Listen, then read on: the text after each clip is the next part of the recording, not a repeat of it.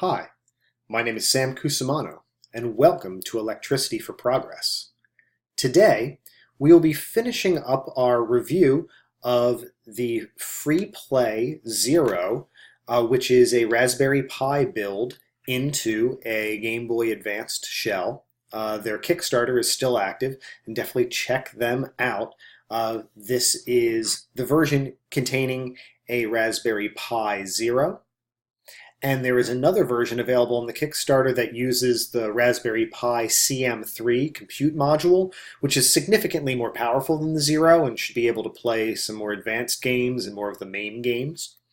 But here, let me just show you. In the last video, we did an assembly of the device, and everything snapped together very, very well. There was a couple cuts that had to happen on the outside and on the inside of the case in order to ensure that the display fit perfectly, as well as to make room for the X and Y buttons.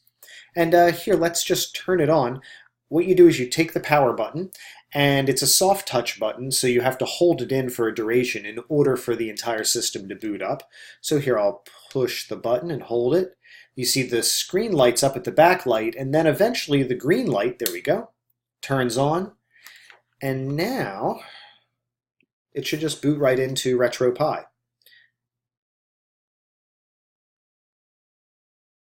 Very cool. One thing I was wondering when I was playing with this earlier is if there's a way to adjust the brightness of the backlight of the display, because it does seem like it's at the maximum level. And I know when I've worked with other displays, small TFTs before, there really wasn't a good way to do that unless you disconnect how the LED backlighting works with the rest of the display and give it pulse width modulation. Not easy, but I'm going to try to look into that over for this in order to maybe have a little bit of fade. So here you can see we've got the Nintendo emulator running. Here, let me put it at an angle. There we go.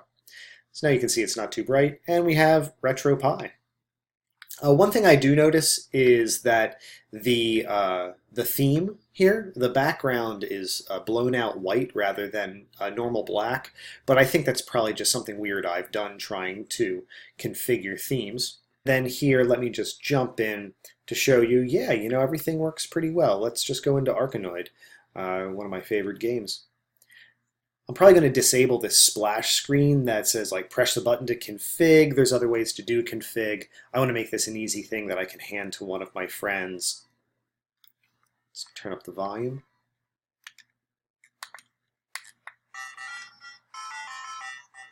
All right.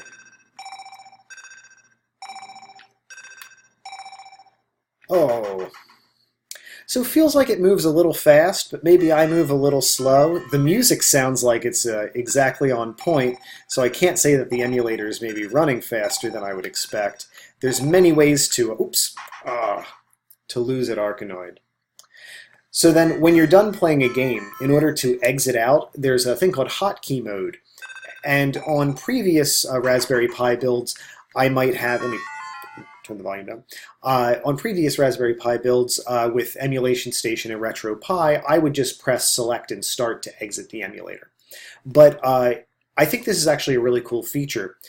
By holding in the on-off button for just like 1-2 seconds and then pressing Select, oh, that's supposed to do it.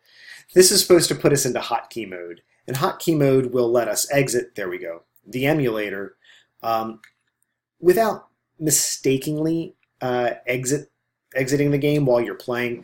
I do like having the secondary mode where you have to just turn the switch on, let it pop back off because it's just a spring-loaded switch, and then boom, pop the select and start buttons to pop out of your emulator. So this, again, has been a really easy build in my opinion. Anyone with basic Dremel skills can handle it. There was no setup.